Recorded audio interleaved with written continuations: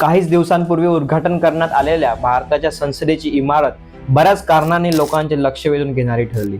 मग भारताच्या प्रथम नागरिक असा दर्जा असणाऱ्या राष्ट्रपतींच्या हस्ते उद्घाटन न झाल्याचे कारण असो किंवा त्यामुळे काँग्रेस सोबत इतर 19 विरोधी पक्षांनी या कार्यक्रमावर बहिष्कार टाकल्याचे कारण असो, इतकी चर्चा चालूच आहे। तर चला मग आज नवीन संसदेबद्दल माहिती जाणून घेऊ। कधी बांधली, का बांधली, कशी बांधली, कोणी बांधली आणि किती खर्च आला आणि आता जुन्या संसद भवनाचं काय होणार, सगळ्या प्रश्नांची उत्तर आज आपण या व्हिडिओमधून घेऊ। त्याआधी या चॅनलला नक्की सबस्क्राईब करा। संसद कधी बांधली, या सगळ्याची सुरुवात झाली 2009 ला सेंट्रल व्हिस्टा पुनर्विकास प्रकल्प लॉन्च केला तेव्हापासून, ज्यामध्ये नवी दिल्लीतील इतरही प्रकल्पासोबत नवीन संसद भवन बांधणे, कर्तव्य पद सुधारणे, उपाध्यक्षांसाठी नवीन निवासस्थान बांधणे तसेच पंतप्रधान आणि मंत्र्यांना एकाच केंद्रीय सचिवालयात एकत्र इमारत करणे याचा समावेश होता। त्यानुसार आगेकूच करत डिसेंबर 2020 नवीन संसद भवनाची पायाभरणी झाली।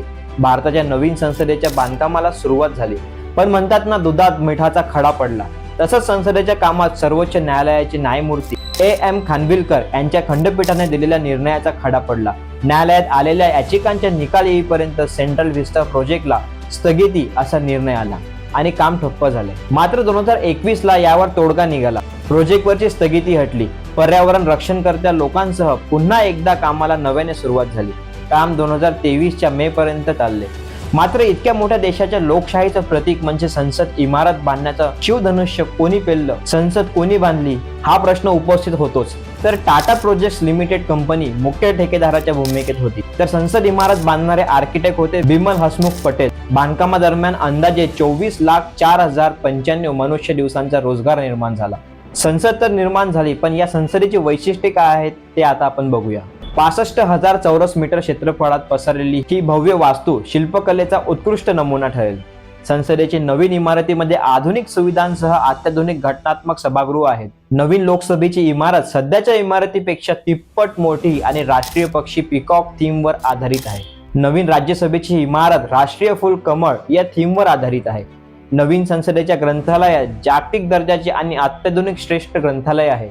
नवीन संसदेची इमारत ही पर्यावरणपूरक आणि प्लॅटिनम रेटेड ग्रीन बिल्डिंग असेल, जी शाश्वत भविष्यासाठी भारताची वचनबद्धता दर्शवेल। दिव्यांग लोकांच्या गतिशीलतेची चिंता लक्षात घेऊन नवीन संसद भवन 100% दिव्यांगासाठी अनुकूल इमारत असेल। सर्व सुविधांयुक्त इतकी मोठी इमारत बांधणे म्हणजे देशाच्या खिशाला कात्री साहजिक। तर याला किती खर्च लागला ते बघूया। नवीन संसदेच्या निर्मितीसाठी एकूण 12,000 कोटी रुपये खर्च आला आहे। मात्र जुन्या संसद भवनाने स्वतंत्रोत्तर भारताची दिशा दिली, तर नवीन इमारत आत्मनिर्भर भारताच्या निर्मितीची साक्षीदार होईल, अशा पंतप्रधान नरेंद्र मोदी यांच्या पूरक स्टेटमेंटमुळे खर्चावर थोडा पडदा पडला आणि संसदेकडून लोकहिताच्या आशा वाढल्या। 28 मे 2023 रोजी सकाळी 7 वाजता नरेंद्र मोदी यांच्या हस्ते नवीन संसद भवनाचे उद्घाटन झाले। बहुधार्मिक प्रार्थनेने सोहळ्याची सुरुवात झाली। लोकसभा अध्यक्षांच्या खुर्चीजवळ पंतप्रधानांनी ऐतिहासिक राजदंड सेंगोल स्थापित केला। सेंगोल हा सोन्याचा मुलामा असलेला राजदंड, ज्याची लांबी सुमारे 5 फूट, ज्याच्या हाती सेंगोल दिला जातो त्याच्याकडून न्यायाची अपेक्षा असते। भारतासंदर्भात पंतप्रधानांकडे तो हस्तांतरित केला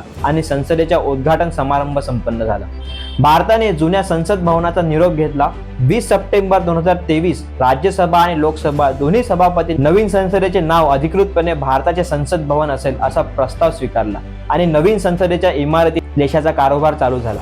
पण हे नवीन संसद भवन बांधण्याची गरज काय होती? आपल्या देशाला आजवर बोट धरून इथपर्यंत आणलं, त्या आपल्या जुन्या संसद भवनाचं काय झालं ते आपण आता बघूया। संसदेची इमारत सुमारे 100 वर्ष जुनी आहे। तिची रचना 1921 ते 1927 मध्ये ब्रिटिश वास्तुविशारद सर एडविन ल्युटेन्स आणि अर्बर्ट बेकर यांनी काउन्सिल्स हाऊस म्हणून केली होती।